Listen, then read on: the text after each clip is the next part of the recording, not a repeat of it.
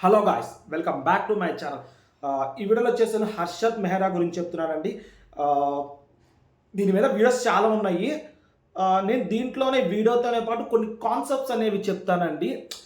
ఏది ఎట్లా వర్క్ అయింది, ఆయన థాట్ ఏంటి అనేది ఆయన పరంగా కొంచెం ఆలోచించి, ఆయనంత ఆలోచించేంత మనకు లేదు కానీ చెప్తున్నానండి. ఇట్లా ఆలోచించి చెప్దామని చెప్పి. ఇక ఫస్ట్ ఈ వీడియోలో వచ్చేసి నేను ఆయన బర్త్, ఎడ్యుకేషను, ఆయన జాబ్ లైఫ్, ఆయన పెట్టిన కంపెనీ గురించి, ఆయనకి డబ్బు పిచ్చి అనేది ఎలా వచ్చింది, ఇలాంటివన్నీ డిస్కస్ చేసుకుందామండి. ఇక హర్షద్ మెహ్రా గురించి తెలియని వాళ్ళు ఎవ్వరు లేరండి. ప్రతి ఒక్కరికి తెలుసు. Big bull in the stock market అంటారండి. అలాగే Amitabh Bachchan in the stock market అంటారండి. ఇక మనకు తెలిసిన బాలీవుడ్ ఇండస్ట్రీలో అమితాబ్ బచ్చన్ ఎంత తోపో, అలాగే స్టాక్ మార్కెట్లో హర్షద్ మెహ్రా అంత తోపండి. ఈయన వచ్చేసి 1954 గుజరాత్లో జన్మించిందండి. ఇది అలాగే వలస ముంబైకి వెళ్ళారండి ఫ్యామిలీ అంతా. ఇక ఆయన వచ్చేసి 1976లో డిగ్రీ బీకామ్ అనేది కంప్లీట్ చేసిండండి. ఇక కంప్లీట్ చేసిన వెంటనే సిమెంట్ ఫ్యాక్టరీ అనేది, జ్యువెలరీ షాపు, బట్టల షాపు, ఇన్సూరెన్స్ కంపెనీలు, ఇలా చిన్న చిన్న జాబులు చేసుకుంటా సేల్స్మెన్గా ఇక చేసుకుంటా. ఈయనకి ఒక మంచి హ్యాబిట్ ఏంటంటే అండి, మేబీ అది మంచి హ్యాబిటా లేదంటే అదే ఆయన పతనానికి కారణమైందో మనకు తెలియదు కానండి. ఏదన్నా సృష్టిలో ఒక కారణం ఉంటుందండి. అలాగే ఈయనకు కూడా జరిగింది అనుకోండి. అంతే. మంచి హ్యాబిట్ ఏంటంటే న్యూస్ పేపర్ చదవడం అండి. ఆ న్యూస్ పేపర్ ఇప్పట్లో మనకి యాప్స్లో ప్లస్ గూగుల్లో కొట్టేస్తే స్టాక్ మార్కెట్, ఏ స్టాక్ ఎంత ఉంది, ఏ స్టాక్ మార్కెట్ అనేది బెస్ట్ కొనుక్కోవడము, ప్లస్ ఏ యాప్ వాడడం అనేది తెలుసు అండి. అప్పట్లో ఇవన్నీ లేవు కదండి. కొనుక్కుని అమ్మడము, ల్యాండ్లైన్లో వాడుకోవడం, ఇవన్నీ ఉంటాయి కదండి. ఇక ఈయన పేపర్లో ఒక ఆర్టికల్ ఉంటాయి కదండి స్టాక్ మార్కెట్ మీద, ఆర్టికల్స్ చదవడము, దాని గురించి పర్ఫెక్ట్ అవ్వడము, ఎందుకు వీళ్ళు ఇంత సంపాదిస్తున్నారు, ఇది ఎట్లా సంపాదిస్తున్నారు అని చెప్పి పర్ఫెక్ట్ అవ్వడం. ప్రతి ఒక్క 4 సంవత్సరాలు జాబ్ చేసుకోవడం, ఇది ఒక పార్ట్ టైం లేగా పెట్టుకుని దీని గురించి చేసుకోవడం అండి. ఇక అట్లా 4 ఇయర్స్ అయిపోయింది. 1980 వరకు ఇట్లా చిన్న చిన్న కంపెనీలు చేసుకుని దాని తర్వాత బ్రోకరేజ్ కంపెనీలో క్లర్క్గా జాయిన్ అయిందండి. ఇక బ్రోకరేజ్ కంపెనీ అంటే మీకు ఎట్లా చెప్పాలంటే అండి, ఎగ్జాంపుల్గా ఇగో ఈ బ్రోకరేజ్ కంపెనీ ఏంటంటే అండి, ఇప్పుడు మనలాంటి వాళ్ళకి స్టాక్స్ అనేవి కొనిపిస్తుంది. దీని మీద పెడితే ఇంత అమౌంట్ వస్తుందని చెప్పి కొనిపించి వాళ్ళ ప్రాఫిట్లో ఇంత పర్సెంటేజ్ అనేది తీసుకోవడం జరుగుతుందండి. ఇది మనకే కాకుండా బయ్యర్స్కి, సెల్లర్స్కి ఇద్దరి మధ్యలో బ్రోకర్గా కూడా పనిచేస్తుందండి. అలాంటి దాంట్లో ఈయన క్లర్క్గా పనిచేయడము, అక్కడ స్టాక్స్ మీద ఇన్వెస్ట్ చేయడము, ప్లస్ ఈయన 99% ఈయన చెప్పిన ప్రొడక్షన్ ప్రతి ఒక్కటి కరెక్ట్ అవ్వడం, వాళ్ళ ఫ్రెండ్స్కి చెప్పడం, వాళ్ళ ఫ్రెండ్స్ కూడా చాలా విచ్చలవిడి సంపాదించడము, ఈయనని అభినందించడము, అలా చాలా జరిగినాయండి. అలా ఒక 1984 ఆ టైం వరకు బాగానే చేసుకున్నాడండి.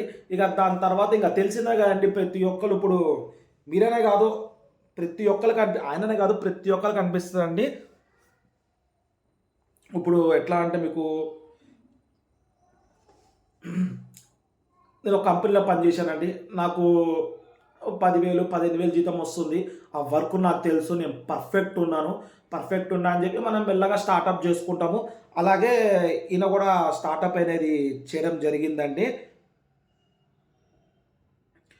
1984లో ఈయన ఒక కంపెనీ అనేది స్థాపించిందండి. దాని పేరు వచ్చేసి Gromor research and asset management అండి. ఆ కంపెనీ కూడా సేమ్ ఇట్లాగే బ్రోకరేజ్గా చాలా ఆయన దగ్గర వచ్చే క్లయింట్లకి, మీరు కస్టమర్స్ అనుకుంటారా క్లయింట్లు అనుకుంటారండి, వాళ్ళందరికీ మంచి ప్రాఫిట్స్ అనేవి రావడం జరిగిందండి. ఈయన కూడా చాలా సంపాదించిందండి, విచ్చలవిడిగా సంపాదించిండు. చెప్తున్నా కానీ ఒక్కసారి మనిషికి డబ్బు అనే పిచ్ అనేది వచ్చింది అనుకోండి, ఇక దానికోసం ఎటన్నా వెళ్తాడు. ఇట్లా ఇంకా సంపాదిద్దాం అని చెప్పి మైండ్లో అనేది ఒక పిచ్ అనేది పెంచుకుని, దాని తర్వాత స్టాక్ మార్కెట్లో లూప్ హోల్స్ కనుక్కున్నాడండి. ఆ లూప్ హోల్స్కి ఏమంటారు, ఆ లూప్ హోల్స్ అమలు చేయాలంటే అమౌంట్ కావాలి.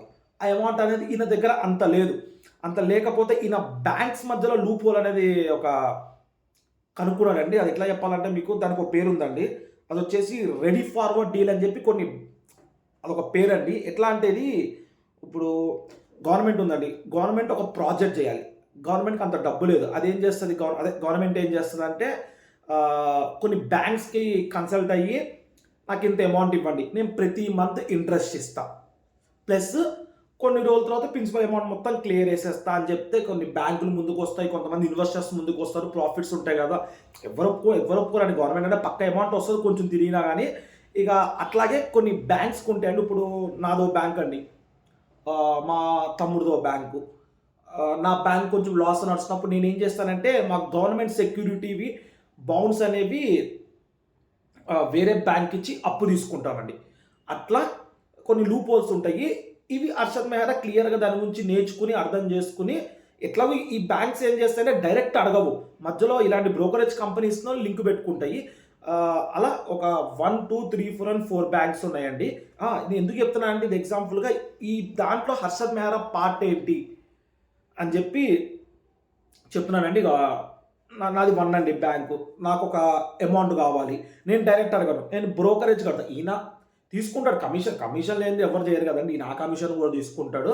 నేను కొంచెం టైం పడతాను. ఓకే, మీకు కావాల్సిన అమౌంట్ నేను ఇప్పిస్తాను అని చెప్పి కొంచెం టైం అడిగి ఈయనకి మళ్ళీ బ్యాంక్ కన్సల్ట్ అవుతుంది. మా దగ్గర ఇంత అమౌంట్ ఉంది, నేను ఇంత లోన్ ఇద్దాం అనుకుంటున్నాను వేరే బ్యాంక్స్కి అని చెప్తే వీళ్ళు ఏం చేస్తారు, వీళ్ళు ఒప్పుకుని ఈ హర్షద్ మెహ్రా అప్పట్లో మ్యాక్సిమం ఆర్బీఐ ప్రకారం అయితే బ్యాంక్ టు బ్యాంక్ వెళ్ళాలి కానీ మధ్యలో బ్రోకర్ పేరు మీద చెక్స్ అనేవి వెళ్ళకూడదండి. ఇంకా అప్పట్లో హర్షద్ మెహ్రా ఎంత ఫేమస్ మీకు తెలిసిందే. ఆ ఫేమస్ వాడుకుని వీళ్ళు ఏం చేసేవాళ్ళు, బ్యాంక్ ఎట్లాగో హర్షద్ మెహ్రా నమ్మకస్తుడు అని చెప్పి హర్షద్ మెహ్రా మీద చెక్స్ అనేవి రెడీ చేసి ఇచ్చేవాళ్ళండి. ఈయన ఏం చేసేవాడు, నాకు కొంచెం టైం ఇవ్వండి, నేను ఏమంటారు గవర్నమెంట్ సెక్యూరిటీవి అని స్లిప్స్ ఉంటాయి, గవర్నమెంట్ సెక్యూరిటీ బాండ్ పేపర్స్ నేను తీసుకొచ్చి మీకు కొంచెం టైంలో సబ్మిట్ చేస్తాను అని చెప్తాడు. ఈ టైంలో ఏం చేస్తారంటే అండి వీళ్ళు ఏం చేస్తారు, గవర్నమెంట్ సెక్యూరిటీ డైరెక్ట్ బాండ్ ఇవ్వకుండా కొంచెం రిసిప్ట్ కింద ఇస్తారండి. దాన్ని బిఆర్ అంటారండి, రిసిప్ట్స్ కింద ఇస్తారు. ఆ రిసిప్ట్స్ అనేవి మన హర్షద్ మెహ్రా డూప్లికేట్గా తయారు చేస్తాడు. డూప్లికేట్గా తయారు చేసేవాడు. తయారు చేసి అది ఎంత డూప్లికేట్ తయారు చేసేవాడంటే అది ఒరిజినలా, ఇది ఒరిజినల్ పక్కన పెట్టినా ఏది ఒరిజినలా మనం నమ్మలేమండి. అంత క్లియర్ కట్గా తయారు చేసేవాళ్ళు. ఒక పెద్ద టీమే ఉందనుకోండి, ఇంకో వీడియో తీస్తాను దాని గురించి కూడా నేను. ఇక బి వచ్చేసి సి వచ్చి డి, అట్లా చేంజ్ చేసినాం. ఇప్పుడు హర్షద్ మెహ్రాకి బి అనేది నాకు అమౌంట్ రిటర్న్ కావాల్సిందే, నా బ్యాంకులో అవసరం ఉందంటే ఈయన ఏం చేస్తాడు, మళ్ళీ సికి అదే ఫార్ములా అమలు చేస్తాడు. మళ్ళీ సి అడిగిందనుకో మళ్ళీ డీకి అదే ఫార్ములా అప్లై చేస్తాడు. అలా చైన్ సిస్టమ్కి వెళ్ళిపోయి కొంచెం అమౌంట్ అనేది సంపాదించి అది స్టాక్స్ మీద ఇన్వెస్ట్ చేస్తారు. ఆ స్టాక్స్ ఎట్లా ఇన్వెస్ట్ చేస్తారంటే అండి ఒక చిన్న ట్రిక్ ఉందండి. ఏంటంటే నువ్వు కోట్లు పెడితే రాదండి. ఇది ఒక స్టాక్ మ్యానిపులేషన్ అని ఒకటి ఉంటుందండి. అంటే ఇప్పుడు నేను ఒక షేర్ 100 రూపాయలు పెట్టుకున్నానండి. 10 షేర్లు వచ్చేసి 1000 రూపాయలు, 100 షేర్లు వచ్చి 10,000 కొన్నాను. నేను ఆ షేర్ని ఒక షేర్ 200 రూపీస్కి అమ్ముకుంటాను. అంటే నీకు ఎంత వస్తుంది, 10 షేర్లకి 2000, 100 షేర్లకి 20,000 అలా వస్తాయి కదండి. అలా వచ్చి మళ్ళీ ఇప్పుడు నా దగ్గరికి వెళ్ళి ఇంకొకరు కొనుక్కుంటారు 300కి 300 కొనుక్కుంటారు. మళ్ళీ నేనేం చేస్తాను, ఒక టైం ఉంచేసి ఆ 300 షేర్ ఒక వాల్యూ చెప్తాను, 100 కాదు, ఆ 300 కాస్త 400 కొనుక్కుంటాను నేను. మళ్ళీ ఏం చేస్తారు, మళ్ళీ ఇంకొకరు వచ్చి ఎట్లాగో పెరుగుతుందని చెప్పి ఆ 500 కొంటారు. తర్వాత మళ్ళీ నేను కొనుక్కుంటాను. ఇది కూడా అట్లా ఒక చైన్ సిస్టమ్ లాగా వెళ్ళిపోతుందండి. ఇది ట్రిక్ దొరకనంత వరకే అండి. దొరికితే తెలిసిందే, దొరకనంత వరకు రాజులు అండి దీంట్లో. అట్లా ఇక్కడ ఏమంటారు, మోసం చేసి తప్పులు బియ్యాలు సబ్మిట్ చేసి ఆ అమౌంట్ అనేది ఇక్కడ స్టాక్స్ మార్కెట్ మీద పెట్టి చాలా సంపాదించిందండి. నిజంగా చెప్తున్నా, కొన్ని వేల కోట్లు అప్పటి వాల్యూగా చెప్తున్నా అండి, కొన్ని వేల కోట్లు సంపాదించిండు. దీని తర్వాత కంటిన్యూ అయితేనే ఉండండి. ఇట్లా చైన్ సిస్టమ్ లాగా బ్యాంకులు తీసుకోవడం, ఇంకో బ్యాంకు అట్లా నడుస్తూ ఉంది. ఇది అనేది ఒక జర్నలిస్ట్ అండి, సుచిత దలాల్ అని చెప్పి ఒక జర్నలిస్ట్. బేసిక్గా ఏమనేది న్యూస్ పేపర్ ఆర్టికల్స్ వీటి మీద రాస్తుంది, స్టాక్స్ మీద ప్లస్ బిజినెస్ ఫినాన్స్ మీద వీటి మీద రాస్తుంది. ఆ జర్నలిస్ట్ అనేది ఈ లూప్ హోల్ అని అర్థమైంది, మన హర్షద్ మెహ్రా చేసేది ఏంటి అని అర్థమయ్యి వాళ్ళు కన్సల్టెంట్ చెప్పడం జరిగింది. అది పోలీస్ డిపార్ట్మెంట్ ఇన్వెస్టిగేషన్ చేయడం జరిగింది. దొరికిపోయిందండి. చెప్తున్నా కానీ దొరకనంత వరకు ఎవరైనా రాజా అండి. దొరికిన తర్వాతే తెలుస్తుంది ఆ కష్టాలు, ఆ కాన్సిక్వెన్సెస్ అన్ని దొరికిన తర్వాతే అండి బాధపడాల్సింది. దొరకనంత వరకు ఎవరైనా రాజా అండి. ఇగో దొరికిన ఓకే, ఇంకా సంపాదించుకొని వదిలేయాలండి. ఇంకా మోసపడ్డారనుకో డబ్బు మీద, ఇది అవుతుందండి. అట్లా దొరకడము ప్లస్ జైలుకి వెళ్ళడం, మళ్ళీ 1996లో బెయిల్ రావడం, మళ్ళీ తర్వాత ఒక గట్టి కేసు వేసారండి. ఇక తిహార్ జైలుకి వెళ్ళాడు. తర్వాత 2001లో హార్ట్ అటాక్ వచ్చి చనిపోయారు అన్నారండి. కొంతమంది ఏంటంటారంటే గవర్నమెంటే చేసింది అని అంటారు. అవి సపరేట్ విషయాలంటే మనకు సంబంధం లేదు. హార్ట్ అటాక్ వచ్చి చనిపోయారని చెప్పి డిక్లేర్ చేసిందండి గవర్నమెంటే. ఇక అప్పటి కరెన్సీలో 4,500 కోట్లు ఆయన తీసుకున్నది మోసం చేసిందండి. ఈ ఈ స్పాన్‌లో ఇన్వెస్ట్ చేసిన వాళ్ళు కొంతమంది అమ్మేసుకున్నారండి.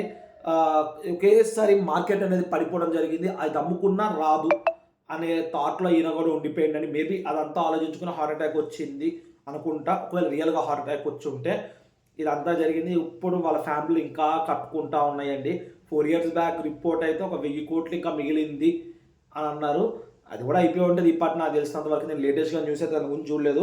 ఆ 1000 కోట్లు కూడా అప్పు మొత్తం తీరిపోయి ఉంటది. చెప్తున్నా అండి, మీరు చేసే పాపం మీ ఫ్యామిలీ అంతా చుట్టుకుంటదండి. ఒకళ్ళ సొమ్ము మనం తినకూడదు. ప్లస్ ఉచితంగా వచ్చింది ఎప్పుడు మనతో నిలవదండి.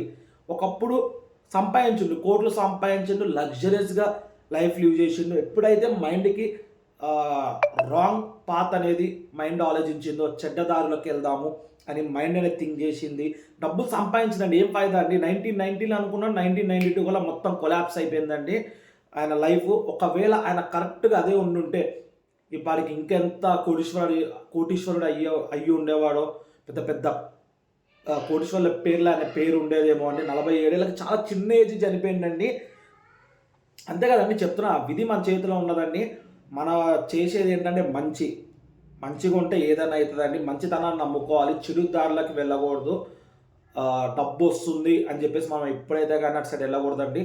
పర్లేదు, ఈరోజు రూపాయి వస్తుంది, రేపు రూపాయి రాదు, సరే నేను రూపాయి పెట్టా, రూపాయి రాదు. నేను స్టాక్స్ పెట్టండి మీరు, ఇది మంచిది అనేది నేను ఎప్పుడు సపోర్ట్ చేయనండి, ఎంకరేజ్ చెయ్యను. చెయ్యాల్సి వచ్చినా నేను చెయ్యనండి. ఎందుకంటే అది ప్రతి ఒక్కళ్ళ పాపం తగులుతుందండి. ఇప్పుడు నువ్వు ఓడిపోయినావు అనుకో, అదే నీకు లాస్ వచ్చిందనుకో, నీకు కాదు నీ ఫ్యామిలీ కట్టుకోవాల్సి వస్తుంది. నీదేముందండి, నీకేదో పుసుకుమని చనిపోతావు, నీ ఫ్యామిలీ తరతరాలు కట్టుకో. ఇప్పుడు ఎట్లా అండి, 4,500 కోట్లు అప్పట్లో అంటే ఇన్ని సంవత్సరాలు కష్టపడ్డారు ఆలోచించండి మీరు కట్టడానికి. అది నేను పెట్టాలి పెట్టద్దని చెప్పి దట్స్ యువర్ పర్సనల్ చాయిస్ అండి. నేను చెప్తున్నా ఈయన స్టోరీ ఇది, లాస్ట్కి ఇది అయ్యిందని చెప్తున్నా అండి. ఇక ఇలాంటి మరిన్ని వీడియోస్ ప్రతి ఒక్క మంచి మంచి కాన్సెప్ట్ మీద తీసుకుని ఇలాంటి వీడియోస్ అనేది తీయాలి అని అనుకుంటున్నానండి. వీటికి మీ సపోర్ట్ ఉంటుందని చెప్పి నేను ఆశిస్తున్నానండి. నెక్స్ట్ వీడియో వచ్చేసి నేను సాటర్డే మార్నింగ్ అన్న సండే అన్న విజయ్ మాల్యా గురించి చెప్తున్నానండి. అది కూడా ఆల్రెడీ అయిపోయింది, కొంచెం టైం తీసుకుని ఆ వీడియోని అప్లోడ్ చేస్తానండి.